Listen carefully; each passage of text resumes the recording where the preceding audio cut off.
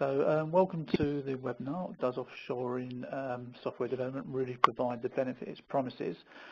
What I'm going to do, the structure of the presentation is, first of all, I'm just going to spend 5 minutes talking about myself, mainly to put something into context of how the presentation hangs together and everything, and put some context around then. And then once we've done the first agenda item, we will sort of move on to the presentation proper, and we will look at the first item is having a strategic reason to offshore, and it's really looking at the why question, why people offshore, and ensuring organisations have a clear reason. Then we'll just move down to item 3, which is the decisions made once the strategic decision is agreed. So basically, once you've done the why, it's looking at the how. And then move to item 4 on the agenda. We're looking at some of the barriers and some of the problems that people encounter and organisations encounter when they do offshore. So we're looking at cultural, organisational transition. And then lastly but not least, just looking at a final wrap-up and summary of what we've discussed. So if we just move to about the presentator, who's yours truly.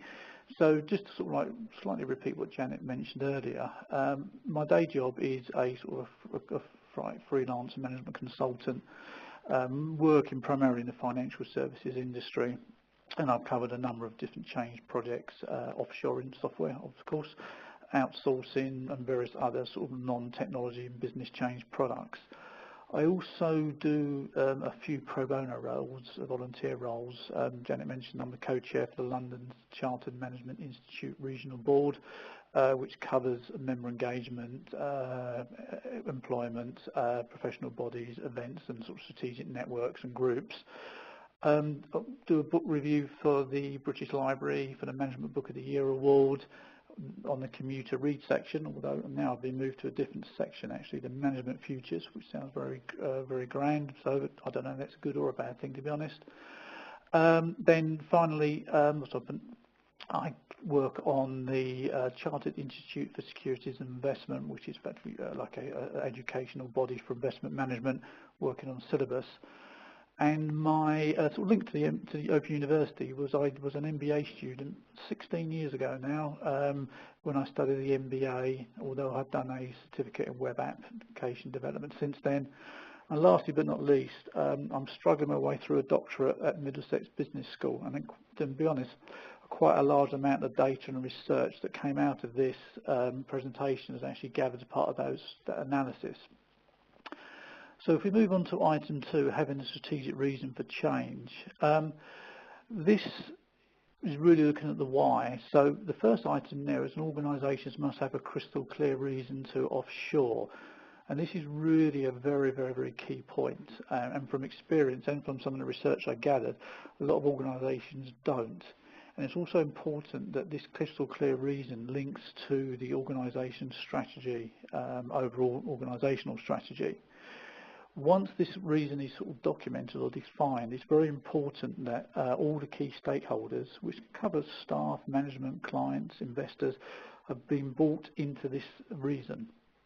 And from experience, this can result in a number of very tricky conversations and tricky meetings, but it is a piece of pain that necessarily has to be kept.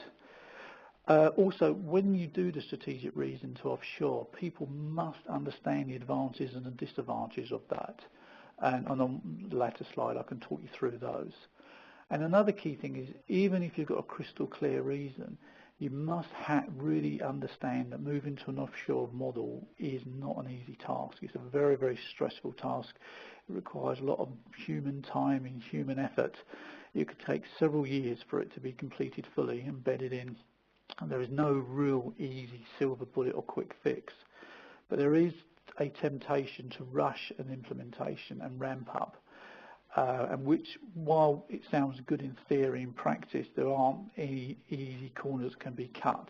But again, I can talk about them further down the pack. Typically, there are 6 main reasons why companies offshore. The first one, which is probably the most important, most obvious one that most people move, and what offshoring software development was sold at, relates to cost savings. Although there's a large number of firms now that are actually moving away from cost savings as the main reason. Maybe if the economy is picking up, maybe cost savings aren't so critically important. So basically, it's very simple to save costs, and you can either define costs in getting more output from the same costs. So if you have a £100 million software budget, you get more development done, or you get the same development done with a lot reduced costs. The key thing here is if your cost savings is your main reason, you really need to focus on simple tasks that can be offshored, pure development, support. Any of the more high value tasks will actually be quite complex to offshore. But the key thing is also when you're doing your cost savings, it's a common mistake to ignore any hidden costs. They will just focus on the savings. So any transitional costs, new running costs, especially if you've got any redundancy costs, retraining costs, need to be brought into the calculation. But on the positive side, it is really quite a simple thing to measure the success of it. So basically, did it cost more or did it cost less? The next reason is looking at reason 2 is flexible resourcing. And over the last 3 or 4 years, again probably since the economy started to bounce up, this reason is becoming more and more common. Basically, what a model was put in place is allowed to flex up and flex down the number of people and resources required using an offshore location. So effectively, you give the resourcing problem to an offshore location. It would probably, if they're an external firm, probably much better at it. They have a wider pool of staff, and and they're actually designed to flex up and flex down. And obviously the advantage here is it saves you your onshore organisation recruiting staff, which can be expensive, time consuming, and a management distraction. But the challenge here is this reason, while it's good reason, it is actually quite hard to measure. How do you know whether you've been flexible or not flexible? Because it's a very subjective type of reason. So again, that's something to bear in mind. The third item, which is reason 3, is use of talent resources offshore at a lower cost. And I've actually used this personally on a number of offshore projects. Offshore sites, and typically to say India, for example, or even Eastern Europe, would have a lot more resources, and when they can be accessed quicker and cheaper. So you can either look at it in 2 ways. Either you could use these resources for newer technology, which I've seen done in the past, but that can be quite demotivational to existing staff. They see all the new skills and all the new techie jobs all going to offshore. Alternative, and where I've used it, is where you have an older piece of technology which you want to either replace or put into maintenance. And then you would actually get the offshore vendor to actually run your COBOL system or your PL1 system or your D-base system. And anybody as old as me would probably know what they mean. And that's normally a better way of using the offshore resource if you want to use older technology. But again, very similar to flexible resourcing above, this is quite a hard and subjective thing to measure. So again, if you were to go down that route, you need to be careful that you understand how you're going to measure success. Moving on to the 4th and 5th ones, a lot of onshore organisations use offshoring to provide a wider coverage, i.e. they can work longer hours. So effectively, you can have one development being done overnight and offshore or outside normal hours, and then you can do testing during the day. Again, this is becoming more and more common, and it's also quite common outside technology as well, with business units and business teams. We use the east of Europe to do early end of day checks. I've never actually seen from personal experience this is the main reason why people are offshore. It's often used in conjunction with some other reasons. For example, you have cost savings or you have the flexible model reason, and what that basically means is you by default get a wider footprint. So maybe it helps build the business case, but it's not the main business case itself. The 5th reason, which again I've seen used in a number of places, and personally I don't think this is a valid reason, but I'm willing to be proved wrong on this, is that firms see software development as a non-core element, and therefore because they believe it's a non-core element, and they will sometimes outsource it or even offshore it. And the theory is, reading from the slide, that software development is a black box or a commodity that can be moved outside the organisation boundary.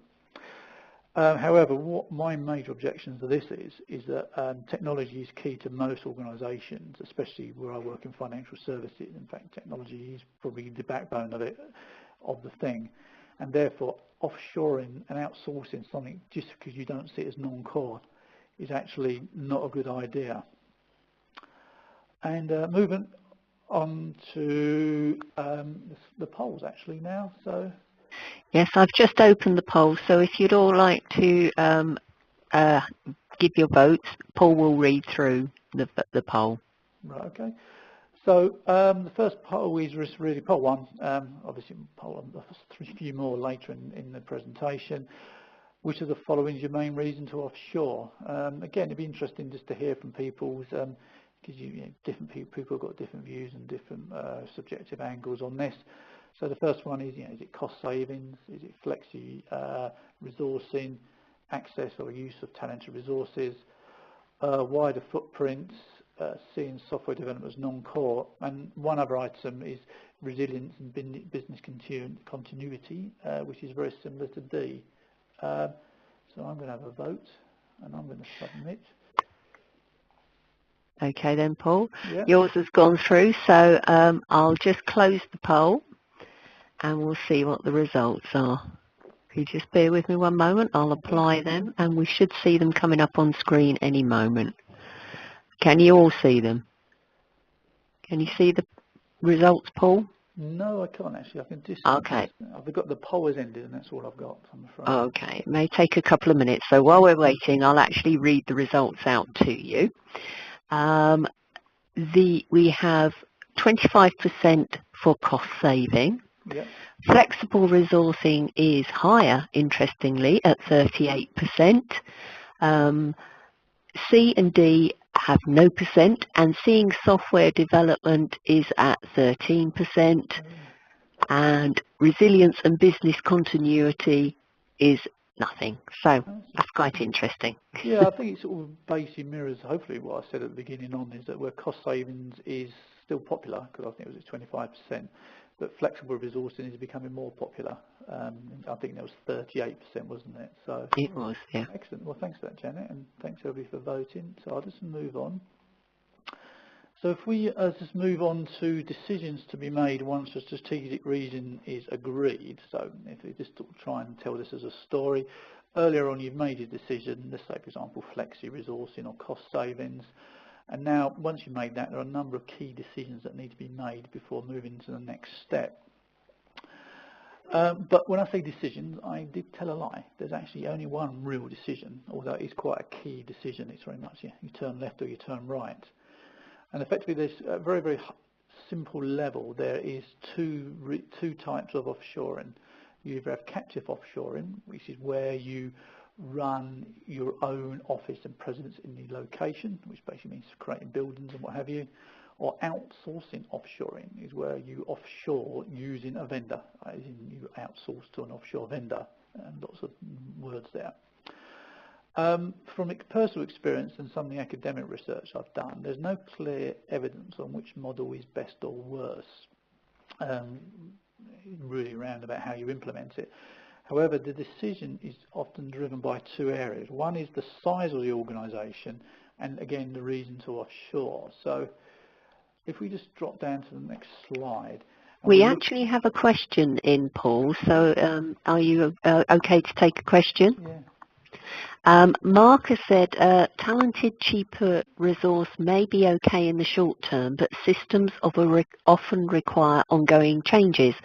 Offshored resource appears to have a high churn, so there is little continuity to facilitate future changes to a system. How do you secure continuity? That's a good question. That's actually a very good, valid point, actually. I have got a slide on it, well, a point on one of the slides further down the pack. You're right, offshore churn is horrendously high. I mean, depending on who you believe, it's anywhere between 3 to 5 times as high as the UK and the US. The only thing that I've done in the past is often put clauses I mean, the first thing, you can't stop people leaving, you know, I mean, and you can't really, if people want to go, they want to go. The key thing there is if you're using an in-house, or like we call it a captive offshoring, where it is a remote office of your location, what I've tried to do is obviously just have a very lot of double training, ensure you've got a lot of fallback positions, no single points of failure. And just try and work with this problem, because I don't think you can get away from it. If you're using an offshore organisation, as in you've gone to a vendor, one of the big consultancies, what I tend to do is, again, just speak to the vendor and just say, we appreciate this does happen. Again, there's nothing you can do about it. What can we do to help you? And normally what happens is you tend to have a sort of training program, and you ensure the vendor's got or backup and support as well. But it is a big problem, and I think it's one of the, in inverted commas, perks, sarcastically, of going offshore, really. Okay. Okay. Thank you, Paul. That's right. I hope that helps. So if I just go back, so I actually had shut the Q&A tab down because I was still looking at the poll, so apologies for not missing that. No, that's absolutely fine. That's what I'm here for. Okay, so captive offshoring. This is where you have your own location owned by your organisation. So if you're JP Morgan, not that I work there, you'll have a JP Morgan India, or JP Morgan Poland, or JP Morgan Malaysia, and you'll have your own company reports in. The disadvantage of this is it's a very large upfront cost. You need to find a location, planning permission. It's like trying to build. You've got to recruit staff. Whether we have management staff, do you want to have local management? Do you want to parachute management in? You need to build the infrastructure. And from experience working out in India, you could end up bigging up roads, laying cables down. It's a very challenging build up, but what it does mean is once it's up and running, you will be able to provide cost savings because basically you have a very fixed cost, and once you've beaten the fixed cost, you're actually in profit of sorts. So therefore, typically this model is often only suitable to large organisations because A, they've got the capital, as in the money, to fund the setup. Typically also they're looking for the cost savings, and secondly they've probably got the capacity and the spare and the patience to actually do an implementation for a captive offshoring. There was actually, the only other thing is there seems to have been one slide dropped here, because I also need to talk about outsourced offshoring as well. Apologies, that must be my fault. No, so what I'll do is I'll start the poll, and you can people can go through it while you're talking through what would have been there, Paul. Okay, no worries. So on the outsourced offshoring, this is where you basically engage with a vendor, include a vendor in a commercial arrangement. Sometimes there's a joint venture arrangement to do the offshoring. This will often involve smaller upfront costs because you don't have to build a location and lay cables, but often will have higher ongoing costs because obviously you've got to pay for a supplier. So therefore, this sort of model does not really suit organisations who are looking to save costs. It's very much more sorted towards organisations looking at a flexible resource pool, which is one of the, which actually from the earlier poll was the most popular reason. But again, there's no silver bullet to this. This is quite a torturous task to go through this. So don't underestimate the effort required. Because first of all, you've got to build a team wherever culture fits. So you've got to find a company that's a suitable fit. I mean, do you want to be a small vendor's biggest client, or do you want to be a large vendor's smallest clients?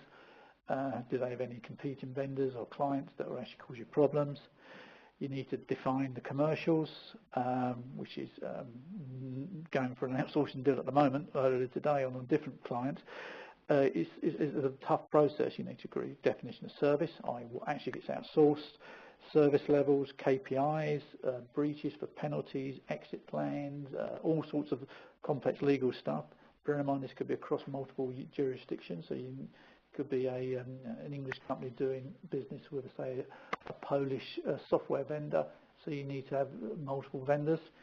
And some organisations will actually look to use multiple vendors, best of breed. Again, good idea, but again, for if it's stressful enough trying to build and negotiating with one supplier, it's going to be very hard to build with 2 or 3 or 4. So they are the 2 main reasons. So again, from people's experience, it'd be interesting to see which of the following 2 models people prefer. One is the captive and one is the outsourced. So. Okay, I've just closed the poll. Yeah. But in case the poll results aren't showing at the moment, we have for captive 13% and outsourced 38%. 50% of you obviously had no opinion because you didn't answer. So. Yeah. Actually, if I would have answered, I would have probably gone for the outsourced, to be honest with you, which probably brought up to about over 50. Which is interesting, because obviously, so we were saying is that most people on the call's view is that flexi model is the preferred, and which implies it links with outsource, which those 2 tend to fit better together. Okay, that's great news. Thanks for that, Janet. Okay. So if we just move on through the rest of the slide pack, there are a number of barriers to be addressed. Some management scientists call them critical success factors. Other people say things that you've got to do proper to make it work. And they can be split into 3 areas. So looking at the first one, which is cultural, there are a number of cultural challenges that need to be looked at. First one is almost an obvious one, but often missed, is understanding and recognising there are cultural differences. You have different cultural differences between different parts of England. I mean, I've worked with a company who's got an office in London and an office in Darlington, and they could be the other sides of the world, so culturally different. But when you're talking about different parts of Europe, different parts of different continents, different sides of the world, there need to be understanding there will be differences. And it's really up for both sides. The offshore and the on-site need to work together and to try and address them. The second cultural thing is that these relationships aren't 5-minute things. It'll take 2-3 years to implement properly, as I mentioned earlier. And the key thing is that if you can spend that amount of time, this thing could be lasting 6-7 years, if not indefinitely. So you really need to think about the relationship as a partnership. It's tricky sometimes if it's a vendor, because while it may be a partnership in sort of like moral terms, it's actually commercially a supplier-customer relationship. It's important that the offshore site, whether it's in Europe, India, South America, or wherever, feels as an extension of the onshore location. They need to have a common feeling of belonging. And this, obviously, without stating the complete obvious, actually helps build a good working relationship. And it will involve compromise on both sides. It's not very much the onshore site dictates and the offshore site follows. They need to push them back and work together. And from my experience and some of the academic research I've done, there's 2 things that actually can help compromise. One is working hours. And it means if you're let's say you're working in India, I personally think it's unreasonable to ask Indian people working Indian hours or working in India to work UK hours on a regular basis. In the same way that if I was working for an American bank, I would probably have a 2-word answer if they asked me to work US hours consistently. So you need to work out how you can have a reasonable balance between working hours. So obviously you take advantage of the time difference. Obviously you have unnecessary overlap. And the other thing is regular visits, and this should be both ways, not just the onshore management going over for a nice jolly to the offshore sites and being treated like a royalty. It's both sides visiting each other and both sides spending time with each other, and also at a detail level. And finally, this partnership should be, I think there's a slight typo on this final bullet, this partnership should be to support the legal structure as well as the government's model, which I can explain a bit further on. So if we just move on to the next slide. Right, okay, there was poll 3. Which of the following cultural barriers do you feel is the most important? One is managing cultural difference, treating it as a partnership, and there's one other there is differences of language. I've just opened the poll, Paul, so people are starting to vote now. I've just submitted, I've done my... While we're waiting for the poll to finish, actually, I was wondering about, I agree with you, communication and partnership is important for offshoring, but doesn't sort of visits to, you know, the visits to each other's company, wouldn't that sort of bump up the costs, which actually negates the cost savings element of it? Yeah, I mean, that's true. If it's, yeah, I mean, that's one of the key things I mentioned earlier on, was about the hidden costs. All of this stuff needs to be factored in. Yeah, I mean, when I did one of my very first offshoring thing, going back last century, actually, make me sound really old, is that we actually used to send people out for like, we had like duty managers we used to send out for 3 months on the not 3 months, right, 3 weeks on the trot. And often, you know, if they have young family, would ask, you know, can their family come out for certain periods of the time, and, you know, and on their personal circumstances. But you're right, it will bump up the cost. It could actually break the business case if its cost savings is the most important thing, yeah. Okay, I'm going to close the poll now, Paul, so we'll see the results shortly. And I'll just apply them, and while we're waiting for them to come up on screen, I can read them out to you. Yeah. Managing cultural differences was 33%. Treating on and offshore as a partnership was 33%. Managing language differences was 11%. Okay, so it looks like A and B were probably the two leaders, really, weren't they? So. Indeed. Okay, great. Okay, I'm stalling because I'm trying to find my mouse on the desk, so I found that. Okay, let's move on. Okay, the next barrier or group of barriers are what I've called organisational structural changes, which is primarily if you're doing a big transformation exercise externally, you know, you're going to have to change the structure of the organisation. So if we scroll through that, bear with. So there's a number of barriers, and just run through them all. The key one, and it's often a very odd one when I raise it with clients and get some really weird looks, if nothing else, is an organisation, the onshore organisations needs to define what offshore software development is. Effectively, they need to agree what goes offshore. And it sounds strange, but it's really working out, you know, do you want to send development out there? Do you want to do support out there? Do you want to do testing out there? I mean, all of them are possible, very, very possible. But there needs to be a set of clear principles and policies to determine what goes offshore. But on the sort of counter side, you need to ensure what goes offshore is big enough to provide sufficient benefit. So if you've got 4 developers or 10 developers in Poland or Johannesburg or somewhere down there, you know, there's no point sending out pieces of work that take 20 minutes, an hour to do. You know, you need to send out chunky pieces of work. And one of the other points that I picked up from a previous client was that they used to have some bizarre policy that you have to send 10%, or no, so it was 45% for some reason, of all development work needs to be done offshore, which was fine for you know, if you've got hundreds and hundreds of man days worth of effort. But if you've got a development team of 4 people, how do you send 45% off? It was total farce, really. So it's very important that that's sort of looked at.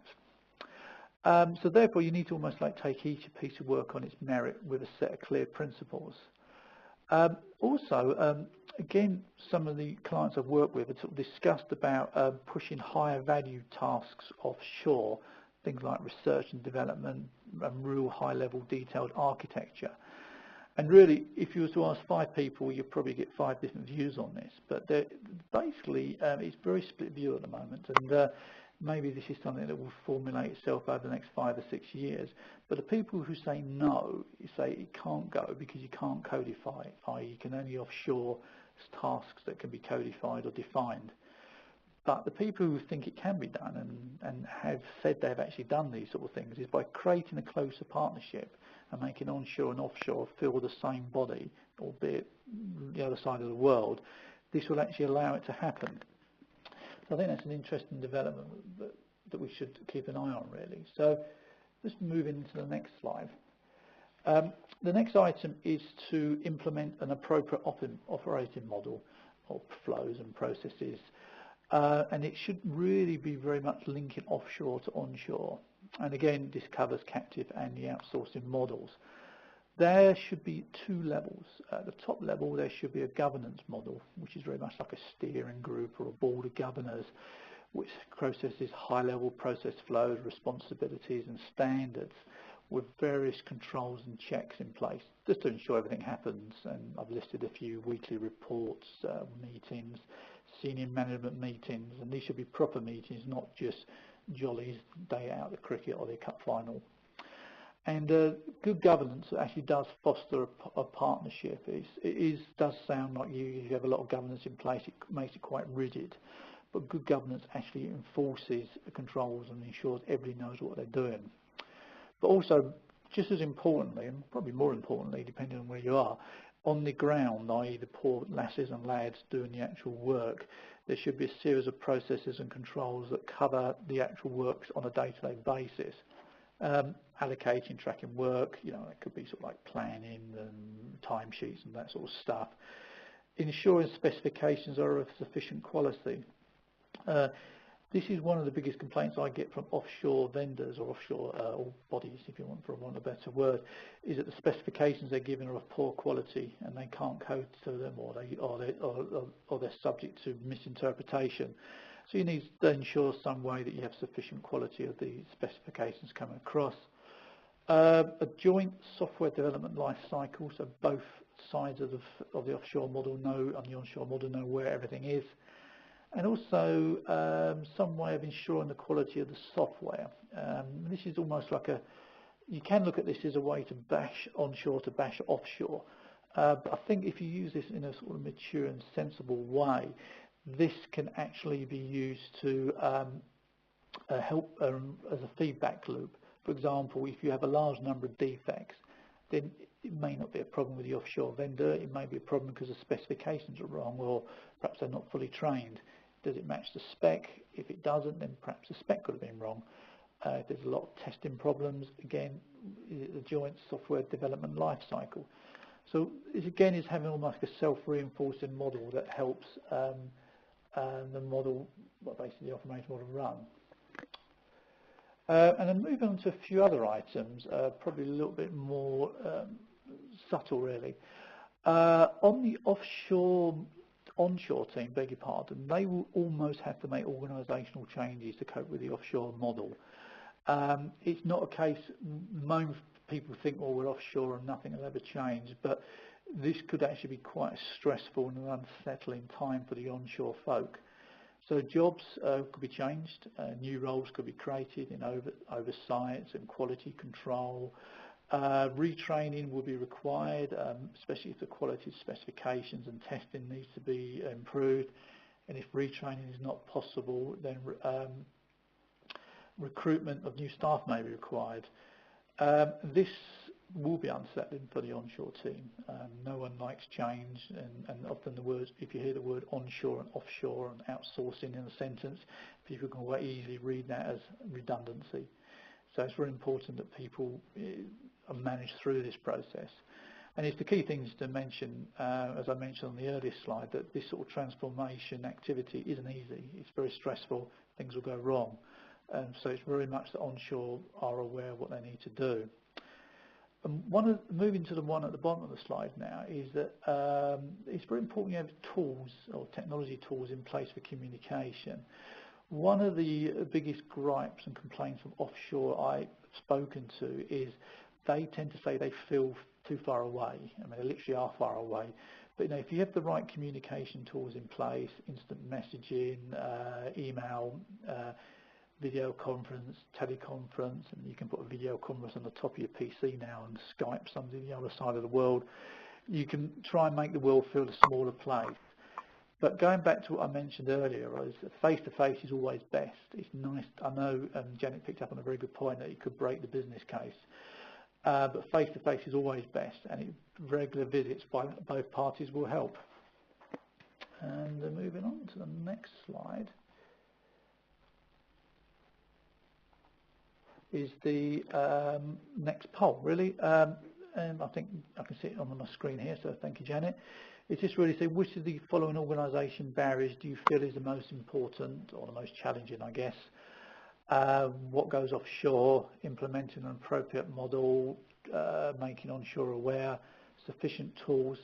And there's one other down there, which is keeping some knowledge in-house, which is ensuring that even if you do offshore, especially if you're offshore to a vendor, that you have some knowledge in-house just to, if nothing else, support an exit plan. So I'm just going to do my vote now.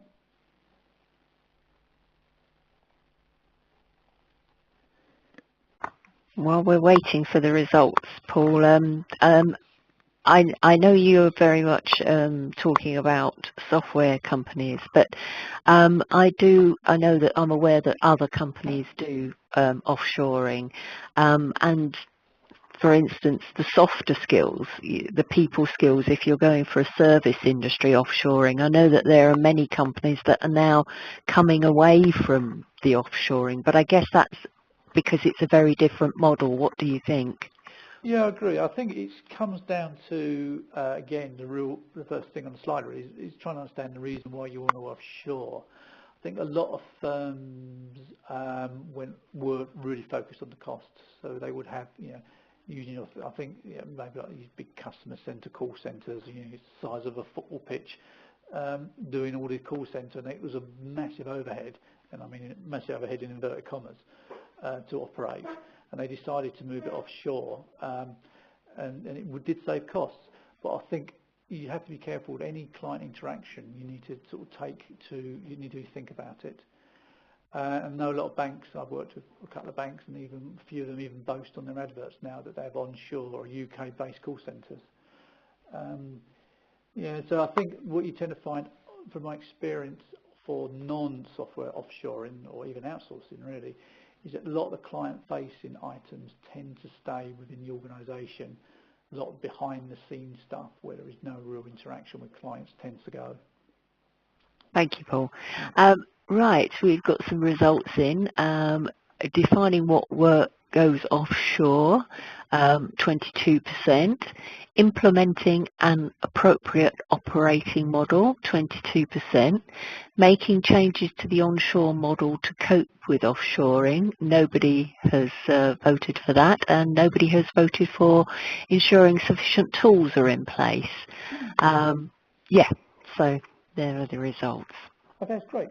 So if we move on, moving on to this transition now, which are some of the barriers, which is, when I say transition, that's actually the activity or activities for moving or actually implementing an offshore arrangement. I think the first one there, expect and allow for mistakes in initial changes. I think from my personal experience, that's probably one of the most important ones. You put a new process in place, you spend what's probably seems like weekends and years trying to get it to work, and then you start using it and it's problematic, which is natural really. Any big change will take a while to implement. So I think the main focus needs to be start with some simple tasks and then build up as confidence goes. The horrible phrase is don't run before you can walk. And again, if you're focused on cost saving, it's very much you input this sort of ramp-up period into the payback process. And actually a project I'm working on at the moment, who are based around, they're not doing software, they're doing a back office accounting migration. We've actually taken a 6-month ramp-up time to get everything in place, just to ensure that we allow for mistakes. The next one is the onshore team needs to be managed through the process, and I think we sort of touched on that previously. And again, this is a very key, important thing that needs to be covered. Offshore, like any change, is unsettling, and especially if you get redundancies in place, whether you're involved in the redundancies, or whether you're made redundant, or you're indirectly, or it's your friends.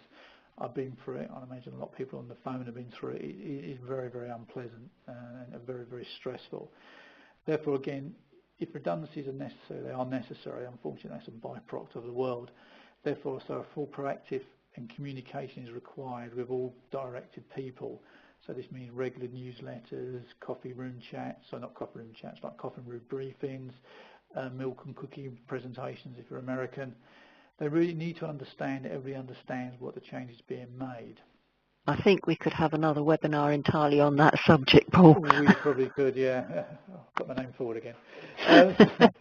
So just moving on to allow sufficient time to complete the knowledge transfer. And primarily this is a very posh way of saying ensure the offshore team are trained. There is, again, a lot of these things, there's no quick way of doing this. It involves a lot of learning, a lot of time sitting down. There's no real way to cut corners. And if you do cut corners, it'll come back and punch you, once everything's up and running. The challenge is if onshore people may be in redundancy pools, or their friends have been made redundant, they would need some significant help to motivation and support to get through the barriers. And if we just move on to the I think this is actually the final poll. I've just opened it. Okay, I'll just run through it while everybody votes. Which of the following is the most important? First one is obviously mistakes. The second one is manage the onshore team. Then the knowledge transfer. And there's two others which have somehow dropped off the slide pack. One is sufficient time to put the technology in place. So test environments, network links, email, Skype links, servers. Anybody who's worked in that area will know what a stressful world that is. And the other thing is training and support for the offshore team. It's really important that the onshore people work with the offshore people during the training. It shouldn't just focus on technology skills, it should focus on business skills. So if you work in a bank or you work in an oil company, it should cover those business skills. And it comes back to the point, it's important to note is that a lot of the offshore teams have a higher turnover of staff, which picks up, I think, with Mark's question earlier on. So therefore training is almost a full-time process. So I'm just going to vote myself. I'll just wait for your vote to go through. There we go. Yep. Okay. Okay. And the results this time are A, it's 22%, B is 11%, C is 11%, and D is 11%. Training and support, E is 22%. So quite a spread there, quite an even spread, it is, isn't it? Yeah. That's interesting. Oh, thanks again, everybody, for voting. So moving on now, looking at the summary and the wrap up. So moving on to this slide here. So if we go back to the original question asked on the title page, does offshoring software development really provide the benefits it's promised? I think the argument I've made, and I hope everybody agrees, or feel free to disagree, is the answer is yes, but it's a caveated yes. There are a number of sort of buts and things that must be taken into consideration. First of all, and I can't stress again the importance of having a crystal clear reason for offshoring. Costs, as we mentioned earlier, a lot of the reasons do contradict each other. The reason, once this reason has been defined, then the model you can choose is a captive or outsourced. Once that's done, and then beware of the selection of the supplier and the site surveys, all that stuff is a lot of work to be done. Organisations must recognise that transition is a rocky path. Especially if you've got redundancies in there and you've got a large amount of new process change, and it will require effort and strong leadership and determination to get this through. But even when the transition is complete, it will take time to ramp up to full capability, as we mentioned earlier. And mostly, and probably the most important thing maybe, is you've got to understand that full stakeholder support and management is required. And when I talk about stakeholders, I'm talking not just onshore and offshore staff, but I'm talking about clients, investors. So that brings me to the end. So I think that's the last slide, Janet. Thank you. We haven't got any more questions in, although I seem to have got a lot of questions tonight, so I've got one more actually for you. Yeah. I was thinking about organisational culture, because in the OU, organisational culture is so important. And I just wondered how you feel that affects offshoring, you know, how you can get over that. I suppose it's back to the communications again. Yeah, I think the key thing is there was a tendency many years ago to, there were, I can't mention commercial names because I'll be biased to anyone, but there was 8 or 9 big firms, primarily in India and China and Malaysia and Thailand, who used to do all development. And they were very, very, very large firms. And it was almost like doing a business with another large firm. But recently, especially over the last 6-7 years, a number of smaller firms have come up, and they've purposely tried to target similar-sized firms in Europe, say UK and mainland Europe. So it's very much important that before you even sign with anybody or go down the route, you try and ensure there's a good cultural fit, and spend time with them, maybe even do a pilot project with them. But I think even when you sign or you engage with a vendor, I think cultural thing, you just got to keep working at it. It's a bit like a marriage, I guess. You just, you start off, everything's rosy at the beginning, and you just have to work your way through and be very persistent. So. Okay, thank you very much, Paul. Right, we're run out of time. Thank you all for attending tonight, and thank you, Paul. And we hope to see you all on the next webinar, which is about strategy. So I look forward to seeing you all then. So good night, everybody. Thank you.